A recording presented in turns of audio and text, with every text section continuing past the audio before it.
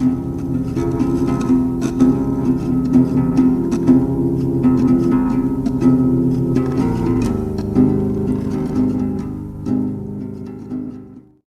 right now I'll be doing kind of like mimicking a live shot from a scene. I'm doing right now. I chose the pole shooting over in Orlando, Florida, where the gunman allegedly killed 48 people and wounded 50 others. Now the reason why I chose this was because I knew that the shooting happened, but like I did not knew the details, so I thought that would be pretty cool. As a reporter, you have to go in not knowing what's going on to basically know to basically try to find out the information and try to find little bits and pieces together, because I've been told that knowing too much in a case can sometimes lead to like asking some kinds of like different questions versus someone that doesn't know what happened, like the viewers and people around that are watching the news to know what happened.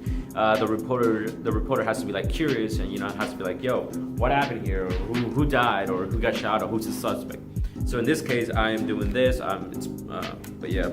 Now the thing with live shots is that you cannot. You cannot redo them. Like whatever goes and goes, and even if you stumble, even if you fumble, you have to keep on going, because it's a live shot. There's no cut, there's no paste. There's no editing, there's nothing. So it's just if you messed up, if you stumble with something, keep it going. But yeah, that's one of the things that I'm like nervous about, because and it's I think, and I've been told that it's alright to be nervous, because it's you're live and a lot of people are watching you. You're on air and stuff, so it's no pressure, but yes pressure. My instructor, Jennifer, the one that is teaching us the news portion of the school, has like even told us that nervousness for some people never actually goes away. Some people just deal with that nervousness in some other way, or they just they just forever be nervous whenever they're in front of the camera, behind the camera, or around the news station. Which I kind of get it. But yeah. So right now I am doing a few runs with this, just to kind of like get the feel for it and make sure that I got that, at least have it like 50% of it, because in most cases, if I have if I'm out in the field, they're like, yo, Jose, you gotta go out in the field and we're gonna do a live shot at 3. Like, I gotta be ready at 3, because at 3 I'll be live. And so it's I want to get used to it. I want to learn all this stuff. So yeah, yeah, it's a lot of work, but hey, love the grind.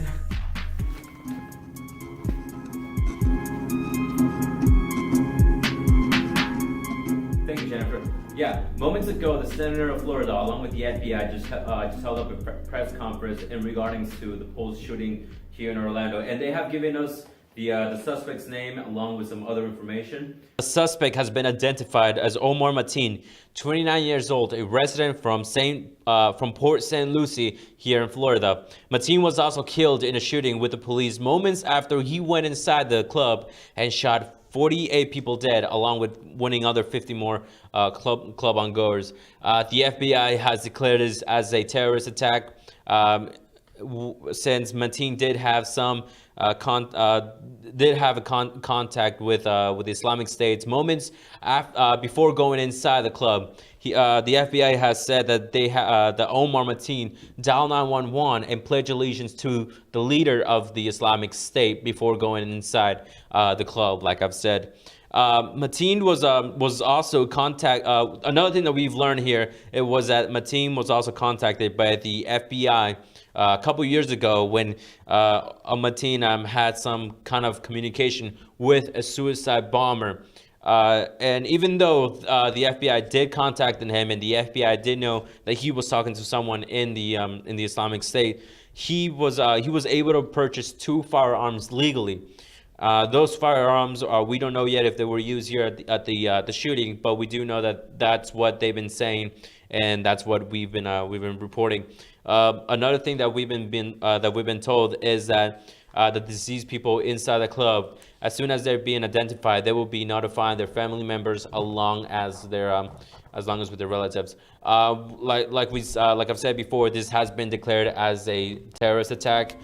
We don't know yet if it has been declared as a hate crime, but more details are soon to come here from Orlando, Florida, at the Post nightclub scene. Motherfucker schemer boy, I'm a dreamer boy. I love a girl that don't even fucking need a boy. Baby, I'm a beamer boy. I need a beamer boy. I wanna see. So I went ahead and got some notes on some things that I could be improving just from doing this the first time. I mean, like, I told myself that I was not going to be perfect. You know, it's the first time. It's there's a lot more things to be improved on and worked on, which, I mean, I don't mind, because, you know, the more practice, the more hands-on, the more of this I do, I feel like I'll be more, you know, more good at it. If you guys have any tips or suggestions on what I should be working on, just, you know, holla at me, let me know. Let me know in the comments below, or just shoot me a message and be like, hey, maybe you should go, maybe you should, like, you know, work on this or like that or whatever. But yeah, one of the many things that we've been taught here to work as a reporter is to work on the script, and also work on how to deliver the message correctly.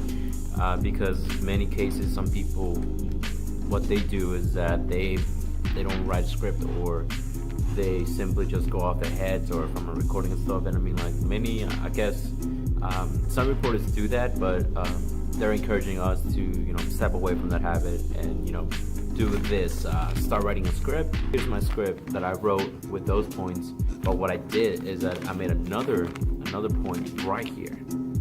These points are the same ones that I have in my script, but I'm just gonna go ahead and read those. I mean, I just go ahead and read those, so then that way I don't sound like I'm reading it off, you know, like paper.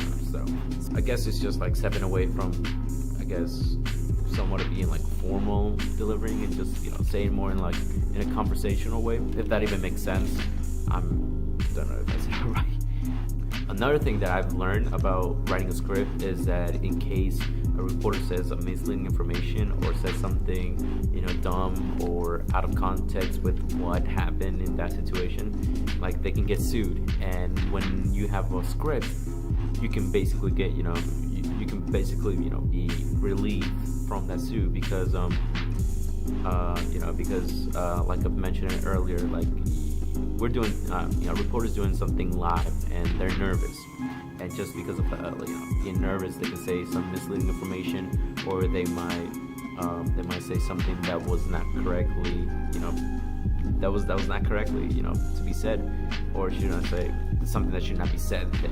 So, and then, you know, once they're like, oh, well, you know, my reporter or whatever, you know, since he was nervous, or you know, whatever the case was, you know, we have our script here, and, you know, this is what they meant to say, and this is what they said. So, you know, so I thought that was pretty cool, and I mean, it's good to know, just in case, you know, I'm out there and I say something like, yeah, the suspect, the killer, it was neighbor's dog, and when in reality it was like, you know, something else. I don't know, just making up stupid comments. Yeah, I can feel shit, I'm never coming home now.